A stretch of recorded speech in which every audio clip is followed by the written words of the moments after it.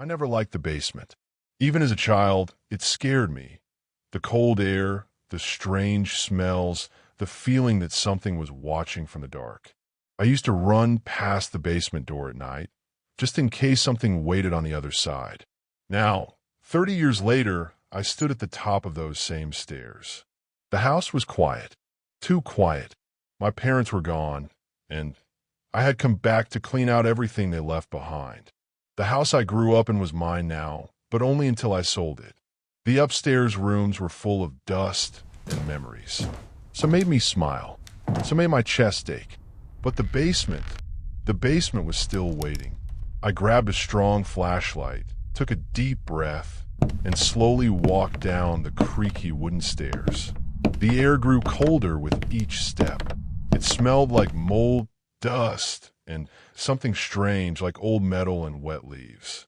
The light from my flashlight showed boxes stacked high, tarps covering big shapes, and Dad's old workbench at the back wall. Tools still hung neatly on the pegboard. I started sorting through everything, labeling, packing, deciding what to keep and what to throw away. Hours passed. My hands were dirty and my back hurt. That's when I saw it. Behind a pile of old newspapers, I noticed something odd about the wall.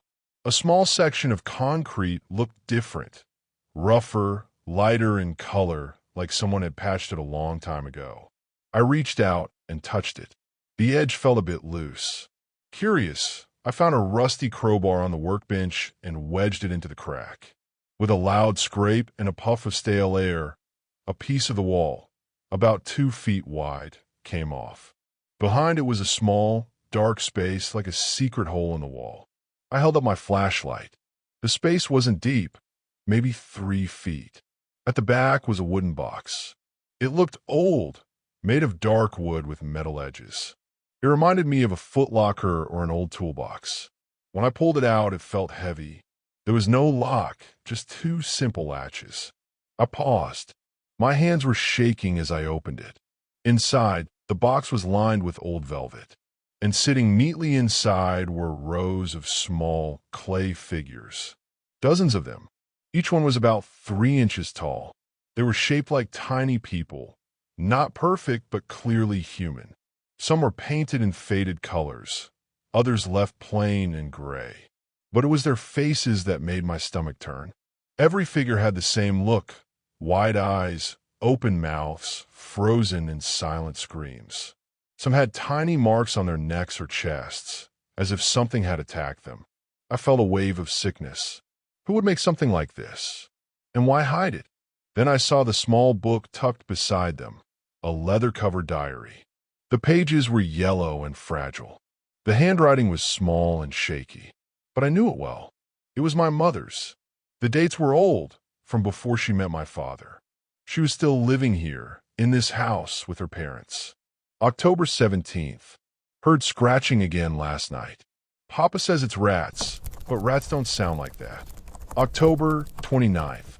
Found another dead bird by the well. Its eyes, I had to cover its eyes.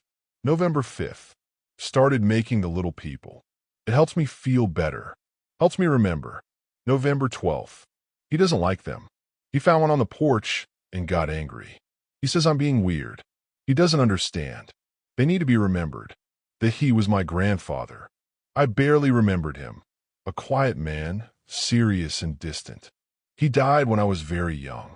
My mother never talked much about her childhood. She kept writing about dead animals, birds, squirrels, even a neighbor's cat. Each time she found one, she made a new clay figure.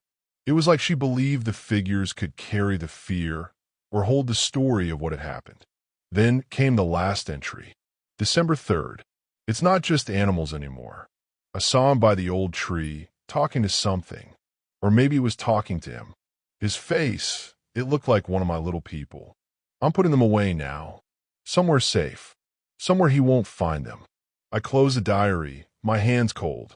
The woman who raised me, who baked cookies and sang to me, had lived with something she never told anyone. Something strange. Something dark. Maybe she had been afraid of her own father. I look back at the little clay people. Were they just art? Or something more? A warning?